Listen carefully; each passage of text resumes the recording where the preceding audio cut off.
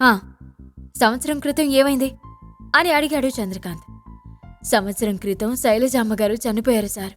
ఆ తర్వాతే రాజశేఖర్ వర్మగారు కోపంతో ఆకాష్ బాబుని ఇంటి నుండి బయటికి తరిమేశారు అని చెప్పాడు. అంతా విన్న తర్వాత ఆ పనివాడికి ఇవ్వాల్సింది ఇచ్చి పంపించేశాడు చంద్రకాంత్. పక్కనున్న సెక్యూరిటీ ఏజెన్సీ వ్యక్తి వైపు చూస్తూ, రవి, ఈ ఆకాష్ విషయంలో నాకేదో తేడాగా అనిపిస్తుంది. ఇంతకుముందు ముంబైలో నేనొక బిజినెస్ మీటింగ్కి అటెండ్ అయినప్పుడు నేను ఇతన్ని చూసినట్టు గుర్తు అని చెప్పాడు చంద్రకాంత్. మనిషిని పోలిన మనుషులు ఉండే అవకాశం ఉంది కదా, బహుశా మీరు పొరబడ్డారేమో సార్ అని చెప్పాడు రవి. నోనో, మనిషిని పోలిన మనుషులు ఉండొచ్చు, కానీ మచ్చను పోలిన మచ్చలు ఉండవు. ముంబై కంపెనీ బ్రాంచ్ ఆఫీస్లో ఎంక్వైరీ చేస్తే ఏమైనా తెలియచ్చు. నువ్వు కూడా నాతో పడ్రా అన్నాడు చంద్రకాంత్.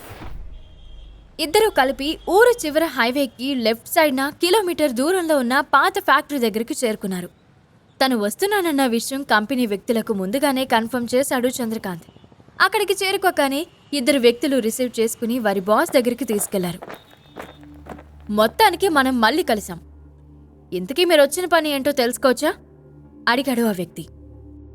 ఇతనెవరో మీకు తెలుసా అని జేబులో ఉన్న ఆకాష్ ఫోటో తీసి అతనికి చూపిస్తూ అడిగాడు చంద్రకాంత్. అప్పటి వరకు చాలా సాఫ్ట్గా ఉన్న వ్యక్తి సడన్ గా కోపం తెచ్చుకుని చంద్రకాంత్ వైపు చూస్తూ, మీకు తెలుసా ఇతనెవరో అని ఎదురు ప్రశ్నించాడు. తెలుసు, ఇప్పుడు ఇతను నా దగ్గరే ఉన్నాడు. నాకు తెలియాల్సిందేంటంటే అని ఏదో చెప్పబోయాడు చంద్రకాంత్. వీడు నీ దగ్గరున్నాడా? చాలా కాలంగా వీడి కోసం వెతుకుతున్నాను. వీడి ఆచూకీ చెప్పినందుకు నీకు సన్మానం చేయాలి అని అన్నాడు ఆ వ్యక్తి. అతని వెనక నుంచి నలుగురు రౌడీలు ముందుకొచ్చి చంద్రకాంత్ టేబుల్ చుట్టూ గుమిగూడారు. అది చూసి రవి పైకి లేచి వాళ్ళని పక్కకి తొలగించాలని చూశాడు. వెంటనే నలుగురు వ్యక్తులు రవి పైన దాడి చేశారు. దాంతో రవి ఎగిరి దూరంగా పడ్డాడు. మిగిలిన ఇద్దరూ కలిపి చంద్రకాంత్ని తాళ్లతో కుర్చీకి బంధించారు. టేబుల్ ముందున్న వ్యక్తి చంద్రకాంత్ని లాగి చెంప మీద కొట్టి, మర్యాదగా వీడెక్కడున్నాడో చెప్పు, లేదంటే నువ్విక్కడి నుండి ప్రాణాలతో బయటికి వెళ్ళావు అంటూ బెదిరించాడు. ఇంతలో ఒక వ్యక్తి సర్రున దూసుకొచ్చి చంద్రకాంత్ని బంధించిన ఇద్దరిని బలంగా తన్నాడు. దాంతో ఆ ఇద్దరు వ్యక్తులు వెళ్లి టేబుల్ ముందున్న వ్యక్తి మీద పడ్డంతో ముగ్గురు కింద పడ్డారు. వారి ముందు టీవీగా నిల్చున్న వ్యక్తిని చూడగానే చంద్రకాంత్ ఆశ్చర్యపోతూ, ఆకాష్, నువ్విక్కడేంటి అని అడిగాడు. అదంతా నేను తర్వాత చెప్తాను సార్ అంటూ చంద్రకాంత్ని విడిపించి రవిని పైకి లేపాడు. ఆ తర్వాత అక్కడ చిన్న సైజు యుద్ధమే జరిగింది. చంద్రకాంత్ అక్కడున్న రౌడీల దెబ్బలకి కొద్దిగా గాయపడ్డాడు. చివర్లో ఒక రౌడీ వేగంగా వచ్చి కడుపులో పొడవడంతో చంద్రకాంత్ అక్కడికక్కడే స్పృహ తప్పి పడిపోయాడు. అక్కడున్న రౌడీలు అందరినీ చితక్కొట్టి ఫైనల్గా చంద్రకాంత్ని సిటీలోనే బిగ్గెస్ట్ హాస్పిటల్లో జాయిన్ చేశాడు ఆకాష్. చంద్రకాంత్ని పరీక్షించిన తర్వాత ఆకాష్ దగ్గరకొచ్చి, మిస్టర్ ఆకాష్, చంద్రకాంత్ గారికి సివియర్ ఇంటర్నల్ ఇంజరీస్ జరిగాయి. రేపు ఉదయంలోపు మీరు సర్జరీ కోసం 50 లక్షలు అరేంజ్ చేయాలి. అప్పుడు మాత్రమే మేము ట్రీట్మెంట్ కంటిన్యూ చేయగలుగుతాం. ఇమీడియట్గా ట్రీట్మెంట్ చేయకపోతే ఆయన చనిపోతాడు అని చెప్పాడు డాక్టర్. ఇప్పటికిప్పుడు 50 లక్షలంటే ఎలా డాక్టర్? నా మొత్తం అకౌంట్లో చూసినా కానీ 50,000 కూడా లేవు అని అన్నాడు ఆకాష్. ఎనివే, మీరెంత త్వరగా డబ్బు అరేంజ్ చేస్తే అంత మంచిది అని చెప్పి వెళ్ళిపోయాడు డాక్టర్. ఇంత డబ్బు విత్డ్రా చేయాలంటే నాకు ఐశ్వర్య సంతకం కావాలి అని మనసులో అనుకున్నాడు ఆకాష్.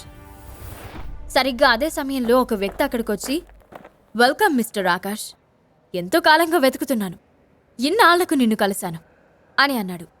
అతను Mitra group of companies manager Srinivas. Mitra group అనేది ఇండియాలోనే అతిపెద్ద business enterprise. Real estate, pharma, hotels, multiplex, chains, super markets, textile, weapons, electronics, ఇలా ఒకటేంటి, దేశంలో 80% వరకు అన్ని బిజినెస్లో మిత్రా గ్రూప్కి ఇండియాలో తిరుగులేదు. అసలు ఇప్పుడు ఏం కావాలి మీకు? ఆ ఇంటితో నాకు సంబంధం లేదని చెప్పాను కదా, ఎందుకు నన్ను వెతుకుతున్నారు అని అడిగాడు ఆకాష్. తెంచుకుంటే తెగిపోయే బంధమా ఆకాష్ అది? రక్త సంబంధం. కొన్ని వేల కోట్లకు అధిపతైన నువ్వు మాట్లాడాల్సిన మాటలు కావివి.